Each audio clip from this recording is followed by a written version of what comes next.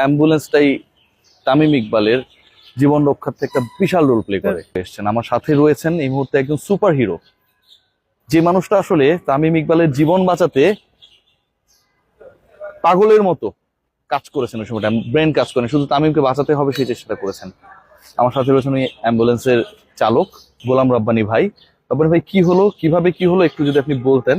তামিমের অসংখ্য ফ্যান্স আসলে জানতে চায় যে তামিমকে আসলে রক্ষার জন্য আসলে যারা কাজ করেছিল তাদের অবদান। শুরুতে হচ্ছে হলো আমাদের ওখানে স্ট্যান্ড বাই ডিউটি থাকে। জি।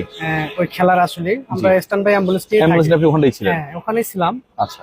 আর শুরু থেকে উনি হচ্ছে সকাল থেকে শুনলাম যেটা হচ্ছে উনি একটু ব্যথা অনুভব করছে, চেস্টে একটু ব্যথা ছিল। গ্যালারিতে গেলাম, যা ওনারা জিজ্ঞেস করছি যে আপনারা আসলে মানে ব্যথাটা কি রকম বা হসপিটাল নেওয়া লাগবে কিনা। উনি বলছে আপাতত একটা ট্যাবলেট খেলে হয়ে যাবে। উনি অত অনুভব করতে পারেনি। পরে আবার একটু পরে মানে হঠাৎ বেশি হয়ে গেছে। আচ্ছা। পরে অ্যাম্বুলেন্স নিয়ে এখানে নিয়ে আসছি। আচ্ছা। নিয়ে আসা আমি কি তখন বসেছিলেন না শুয়েছিলেন? হ্যাঁ, উনি তখন বসে আছে, ওনার পার্সোনাল গাড়িতে আসছে উনি। আমি অ্যাম্বুলেন্স নিয়ে সাথে আসছি, আমার পিছে পিছে। হ্যাঁ, পিছে পিছে ওনারা গাড়ি নিয়ে আসছে। উনি পায়ে হেঁটেই আসলো, হেঁটে আসে এখানে প্রাথমিক যে ট্রিটমেন্ট গুলো আমরা করাচ্ছি প্রথম পর্যায়ে যখন হসপিটালে আসছে। হ্যাঁ, চেকআপ টেকআপ সব করলাম। পরে হচ্ছে আমরা চলে যাচ্ছিলাম, ভাই বললো যে হচ্ছে আমাকে এখানে রাখবেন না, আমরা বিকেএসপি থেকে ঢাকায় চলে যাবে। হ্যাঁ, উনি যাবে হচ্ছে এবার কি রাতে, বলছে যে আমাকে ওখানে শিফট করে দেবে। জি। তো ওখানে যাওয়ার জন্য সবকিছু পরিস্থিতি হলো, আমাকেও জানা হলো যে অ্যাম্বুলেন্সে যাবে। যাওয়ার সময় কি অ্যাম্বুলেন্সে গেছে নাকি? হ্যাঁ, যাওয়ার সময় অ্যাম্বুলেন্সে গেছে। যাওয়ার সময় অ্যাম্বুলেন্স, তখন পার্সোনাল গাড়িতে যায়নি? না, তখন পার্সোনাল গাড়িতে। তারপরে কি হলো? ঢোকার মুহূর্তেই নাকি আমরা হচ্ছে বিকেএসপি তে ঢুকছি, যে আমরা হেলিকপ্টার নামবে যে হচ্ছে 1 নম্বর খেলার যে মাঠটা ওটাতে। জি।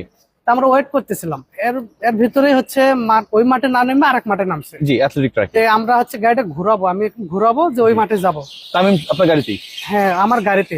আবার এর ভিতরে আমি বসা নাকি শোয়া? শুয়েছিল। তখন শুয়েছিল। আর হচ্ছে আমি জিজ্ঞাসা করছি যে ভাইয়ের অক্সিজেন লাগবে কিনা। আচ্ছা। বা এরকম কোনো ব্যথা অনুভব করতেছিলেন কিনা। আচ্ছা।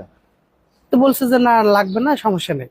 আচ্ছা। এর ভিতরে একটুর ভিতরে মানে জাস্ট 30 সেকেন্ড বা 20 সেকেন্ড এরকম হবে, এর ভিতরে উনি ইন্টিভিশন চলে গেছে, একবারে মানে অ্যারেস্টে চলে গেল। নাই। হ্যাঁ, এরকম অবস্থা না, মানে চোখ মুখ সব ঘোরায় ফেলছে। এটা আপনার গাড়িতে তখন? হ্যাঁ, গাড়িতে। পৃথিবীর কেউ জানেন আপনি আর ডক্টর? আমি আছি, আর হচ্ছে আমাদের একজন নার্স ছিল, অ্যাম্বুলেন্সের সাথে ছিল নার্স।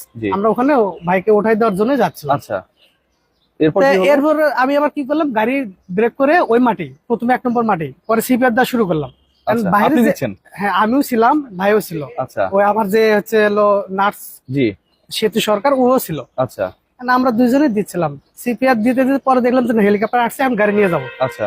গাড়িটা টান দিয়ে ওখানে নিয়ে গেছে, যা দেখেছে আরো অবস্থা খারাপ। তখন কি ধরনের